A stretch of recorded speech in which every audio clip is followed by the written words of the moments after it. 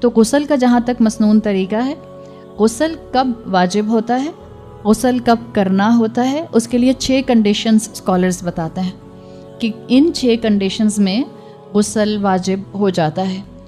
پہلا جو اس کے اندر معاملہ ہے وہ ہے امیشن آف سیمن، منی کا خارج ہونا ان فارم آف پلیجر، اور ظاہری بات ہے یہ اس مرد یا عورت کو یا اس لڑکے اور لڑکی کو ہوگا جو پیوبرٹی ہٹ کر گیا ہے۔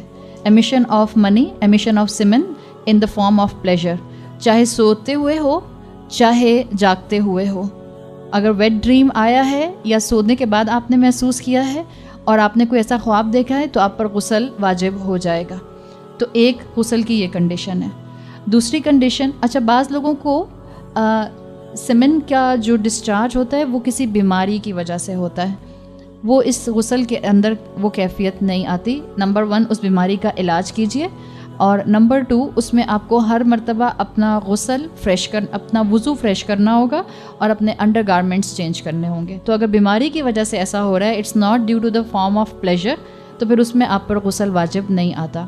دوسری کنڈیشن جس پر غسل واجب آتا ہے وہ ہے ہسبینڈ وائف ریلیشن شپ، اور اس کے لیے ذہن میں یہ رکھیں اگر ایجیکولیشن نہیں بھی ہوئی ہے، اگر if there is no ejaculation take place even then, اگر ہسبینڈ وائف کا ریلیشن شپ ہوا ہے تو اس کے اوپر غسل واجب آ جاتا ہے۔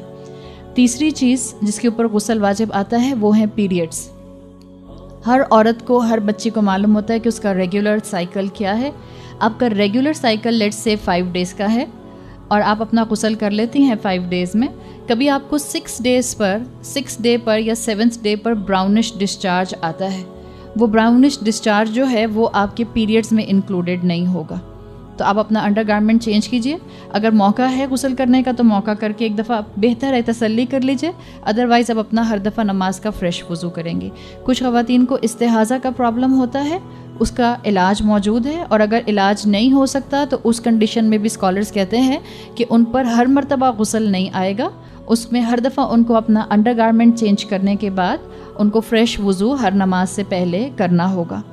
چوتھی کنڈیشن جس پر غسل واجب آتا ہے وہ نفاس کی سچویشن ہے، پوسٹ پارٹم بلیڈنگ، جو ڈیلیوری کے بعد خواتین کو بلیڈنگ ہوتی ہے۔ ہمارے ہاں ایک متھ موجود ہے کہ 40 دن تک عورت پاک نہیں ہوتی، 40 دن کی کوئی لمیٹیشن نہیں۔ ہر عورت کا اپنا سائیکل ہوتا ہے، ہر عورت کا اپنا فزیولوجی کے مطابق جو ہے وہ ریاکشن ہوتا ہے۔ ہو سکتا ہے کوئی عورت ڈیلیوری کے 20 دن کے بعد فارغ ہو جائے، اب وہ 20 دن انتظار نہیں کرے گی کہ جب تک 40 دن نہیں گزر جائیں گے میں پاک نہیں ہو سکتی۔ جس وقت اس کی بلیڈنگ رک جائے گی اس کو اپنا غسل کر کے اپنا نماز اور روزہ اور جو بھی اس کی عبادات ہیں اس کو اس نے شروع کرنا ہے۔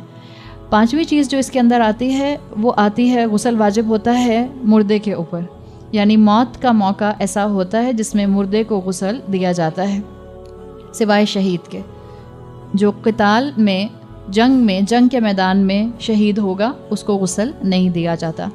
اور چھٹا بعض اسکالرس کے نزدیک جو آپشن آتا ہے وہ یہ آتا ہے کہ جب کوئی نان مسلم اسلام کے دائرے میں داخل ہوتا ہے تو اس کو غسل کرنا ہوتا ہے، اس لیے کہ بعض صحابہ کو جب انہوں نے اپنے آپ کو اسلام کے دائرے میں انٹر کیا تو رسول اللہ صلی اللہ علیہ وسلم نے ان کو غسل کرنے کا حکم دیا تھا۔ تو یہ 6 کنڈیشنز ہیں جس پر غسل اسکالرس کے مطابق واجب آ جاتا ہے۔ غسل کا مسنون طریقہ سمپل، آپ کی پاک ہونے کی نیت ہونا ضروری ہے۔ یہ نہیں کہ آپ بائی دا وے نہا کر آ گئیں اور آپ نے باہر آ کر کہا اچھا چلو میں پاک ہو گئی۔ آپ کی نیت ہونا ضروری ہے کہ آپ نے غسل لیا ہے پاکی حاصل کرنے کے لیے۔ تو پہلی چیز نیت ہے۔ دوسری چیز جو فرض چیز ہے وہ ہے بسم اللہ پڑھنا، 3 بار ہاتھ دھونا اور ہاتھ کلائی تک اپنے پورے دھونا۔ چوتھی چیز ہے اپنے پرائیویٹ پارٹس کو واش کرنا۔ پانچویں چیز اس کے اندر، اور پرائیویٹ پارٹس کو واش کرنا جس کو آپ استنجا کرنا کہتے ہیں، پراپرلی واش کرنا۔ پانچویں چیز جو اس کے غسل کے فرائض میں آتی ہے وہ ہے وضو کرنا، اور بالکل ویسا وضو کرنا جیسا وضو نماز میں کیا جاتا ہے، یعنی آپ کلی سے شروع کر کے پیروں تک پورا وضو آرڈر میں فالو کریں گی۔ یہ بھی آپ نے غسل شروع نہیں کیا، اس سے پہلے آپ سے سارے کام کر رہی ہیں، یہ سنت کا مسنون آرڈر ہے۔